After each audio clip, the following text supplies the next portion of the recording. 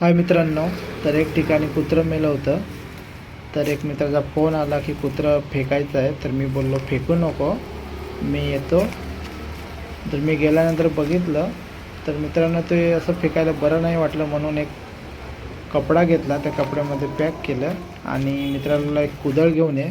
तो कुदळ घेऊन आल्यानंतर लगेच आम्ही एक खड्डा खोदायला सुरुवात केली. मित्रांनो, खड्डा खोदून झाल्यानंतर त्या खड्ड्यामध्ये ते आता कुत्र्याला आम्ही त्याचा अंत्यविधी करणार आहे. तर मित्रांनो, या व्हिडिओमध्ये मला एवढंच सांगायचं आहे की कुत्रं फेकायला पाहिजे की खड्ड्यामध्ये त्याला गाडायला पाहिजेत होते.